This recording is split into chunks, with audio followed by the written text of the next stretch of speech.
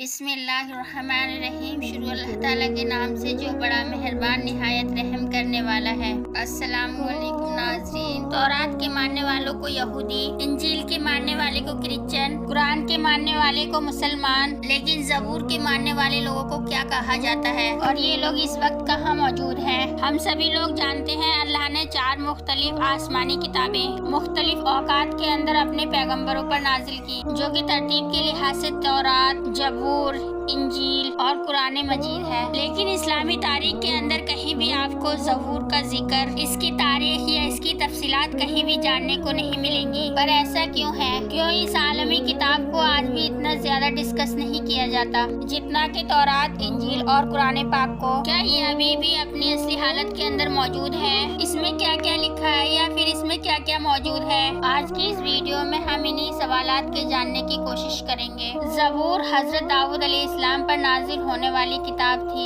جسے سمجھنے سے پہلے اس کے نازل ہونے کا وقت اور اس کی ضرورت کو سمجھنا انتہائی ضروری ہے۔ فرعون مصر کی 400 سال کی غلامی میں رہتے ہوئے بنی اسرائیل قوم کو آزاد کروانے کے لیے اللہ نے ان کے اندر اپنا پیغمبر اور رسول موسیٰ علیہ السلام کو بھیجا، جن پر تورات یعنی پہلی آسمانی مکمل کتاب کو ان کے اوپر نازل کیا گیا۔ حضرت موسیٰ علیہ السلام بنی اسرائیل کو مصر سے نکال کر ایک بہت بڑے صحرائے سینین پار کراتے ہوئے ان کو فلسطین لے گئے، جس کی تفصیلات قرآن کریم کے اندر موجود ہے۔ صحرائے سینا کے راستے کے اندر کوہ طور پر تورات کو نازل کیا گیا۔ صحرائے سینا کے اندر بنی اسرائیل کی 10 لاکھ کی آبادی کو من و سلوہ کھانے کے لیے ملا۔ صحرا کی دھوپ سے بچانے کے لیے ان پر بادلوں نے سایہ کر رکھا اور پہاڑوں سے پانی کے چشمے جاری ہوئے۔ حضرت موسیٰ علیہ السلام کا زمانہ قبل 1500 مسیح یعنی آج سے 3500 سال پہلے کا بتایا جاتا ہے، یا حضرت عیسیٰ علیہ السلام کی پیدائش سے 1500 سال پہلے کا، جس وقت فلسطین کے اندر مشرکین کی حکومت تھی۔ حضرت شمیل علیہ السلام جو کہ اللہ کے نبی اور پہلے اسرائیلی بادشاہ تھے، انہوں نے کافی عرصہ تک بنی اسرائیل پر حکومت کی، اور جب وہ بوڑھے ہو گئے تو انہوں نے اللہ کے حکم سے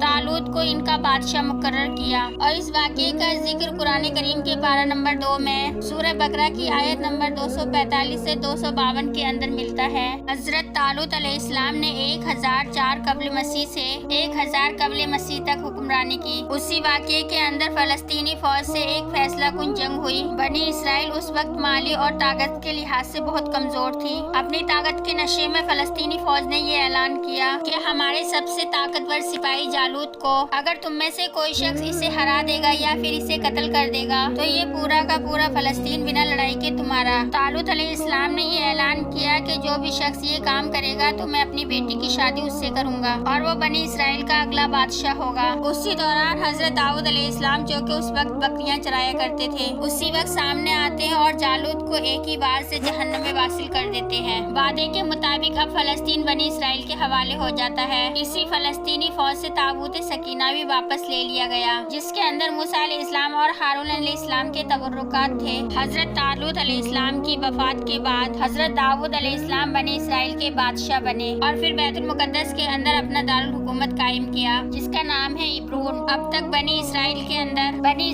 اندر شریعت اللہ کا قانون توراتی تھا۔ حضرت داؤد علیہ السلام نے پہلی بار بنی اسرائیل قوم یا یہودی قوم کے لیے باقاعدہ طور پر ایک عبادت گاہ بنانے کی شروعات کی۔ اس سے پہلے کسی یہودی قوم کے لیے عبادت گاہ کا تصور موجود نہیں تھا، اور یہاں پر تابوت سکینہ کو بھی لا کر رکھا گیا، اور یہ نام اس لیے رکھا گیا کیونکہ یہ حضرت داؤد علیہ السلام کی زندگی کے اندر تعمیر نہیں ہو سکا، بلکہ یہ آپ کے بیٹے اور اگلے پیغمبر حضرت سلیمان علیہ السلام نے تعمیر کیا، جن کے نام کی مناسبت سے اسے ہیکل سلیمانی کہتے ہیں۔ اب کیونکہ بنی اسرائیل کے پاس کتاب بھی تھی، عبادت کا تصور بھی تھا، لہٰذا داؤد علیہ السلام کی زندگی میں ان پر زبور نازل ہوئی تھی، جس کا لفظی مطلب ہے ٹکڑا۔ اب یہاں پر سب سے اہم اور سمجھنے کی بات یہ ہے، زبور کوئی شریعت کی کتاب نہیں ہے، بلکہ اللہ تعالیٰ کی تعریف اور حمد و ثنا سے بھری ہوئی کتاب ہے، کیونکہ اللہ نے حضرت داؤد علیہ السلام کو لوہے کو نرم کرنے کی طاقت اور انتہائی خوبصورت آواز عطا کرنے کے ساتھ ساتھ اللہ تعالیٰ کی حمد و ثنا اتنے خوبصورت انداز میں بیان کرنے کا معجزہ عطا کیا تھا جو کسی اور کو عطا نہیں کیا گیا۔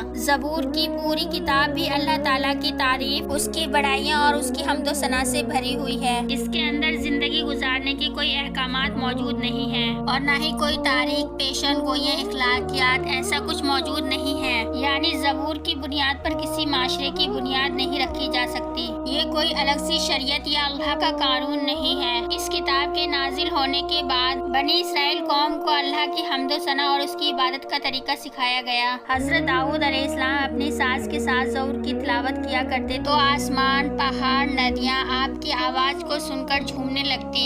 इस कलाम और आपकी आवाज़ के अंदर इतना असर था कि दुनिया के अंदर इंसानों को जन्नत की आवाज़ महसूस हुआ करती। हजरत दाऊद अलैहिस्सलाम की वफात के बाद ये आवाज़ तो बाकी ना रही, मगर ये कलाम बनी इसराइली कौम हैकल सुलेमानी में इसकी बड़ाई और इसकी इबादत बयान करने के लिए पहले भी पढ़ा करती थी और आज भी पढ़ा करती है, जो कि जाहिर है हजारों सालों से एक जनरेशन से लेके दूसरी जनरेशन तक पास होते हुए अपनी असली हालत के अंदर आज ना तो मुकम्मल तौर पर महफूज है और ना ही इसके अंदर मुकम्मल तौर पर वो चीजें मौजूद हैं जो अल्लाह ने हजरत दाऊद अलैहिस्सलाम पर नाजिल फरमाई थी। ये तमाम आसमानी अल्फाज यानी हजरत मूसा अलैहिस्सलाम पर नाजिल होने वाली तौरात के सहीफे से पहले वो तौरात और ज़बूर को ओल्ड टेस्टमेंट या फिर अहदनामा कदीम के नाम से जाना जाता है, जबकि इंजील मुकद्दस के तमाम नुस्खों और रसूलों के अमाल और हवारियों के तमाम खुतूर और मकाशा इसके अंदर शामिल है, या इसको अहदनामा जदीद या न्यू टेस्टमेंट कहा जाता है। ज़बूर की कुछ आयत का तर्जुमा मैं आपको पढ़कर सुना देती हूँ ताकि आपको अच्छे तरीके से पूरी किताब का मकसद समझ में आ जाए। खुदावंद मेरा मालिक है, मुझे किसी भी चीज की कमी नहीं होगी। वो मुझे हरी भरी चरागाहों के पास बिठाता है और मुझे सुकून के चश्मों के पास ले जाता है। वो मुझे अपने नाम की खातिर सच की राहों पर ले चलता है। चाहे मौत की किसी वादी से मेरा गुजर हो तो भी मैं किसी बला से नहीं डरूंगा, क्योंकि तू मेरे साथ है। तेरे आसा और तेरी लाठी से मुझे तसल्ली मिलती है। तूने दुश्मनों के मुकाबले में मेरे सामने दस्तरखान बिछाया है और तूने मेरे सर पर तेल मलाया है। हमेशा रहमत और भलाई मेरे सर पर रहेगी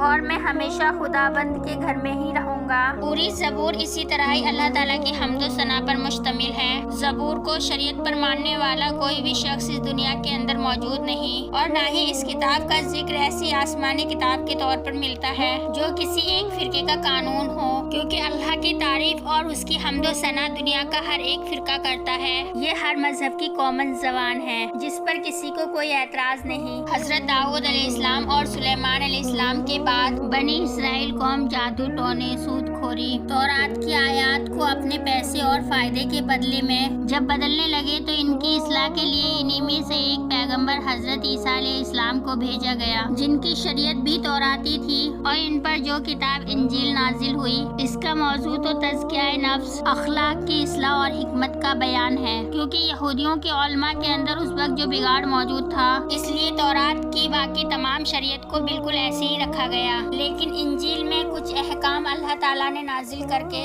इनकी इस्लाह की कोशिश की। लेकिन इन लोगों ने ईसा अलैहिस्सलाम को झूठा कहकर उनका भी इनकार कर दिया। हजरत ईसा अलैहिस्सलाम की आमद आज से तकरीबन 2000 साल पहले हुई थी और उसके बाद नबूवत बनी इसराइल के अंदर खत्म हो गई और वहाँ से हजरत इब्राहिम अलैहिस्सलाम के दूसरे बेटे हजरत इस्माइल अलैहिस्सलाम की नस्ल के अंदर मुंतकिल हो गई। यही वजह है कि यहूद रसूलुल्लाह सल्लल्लाहु अलैहि वसल्लम और दीन इस्लाम के शदीद मुखालिफ और दुश्मन हैं, क्योंकि नबी पाक सल्लल्लाहु अलैहि वसल्लम की बनी इस्माइल के अंदर आमद से इनकी खानदानी मजहबी क़ियादत या बनु याकूब की क़ियादत खत्म हो गई और उम्मत मुस्लिमा का टाइटल बनी इसराइल से बनु इस्माइल की तरफ मुंतकिल हो गया और आज तक इन लोगों को अल्लाह के फैसले पर भी एतराज है। अल्लाह ताला हमें समझने की और नेक अमल करने की तौफीक अता फरमाए। आमीन।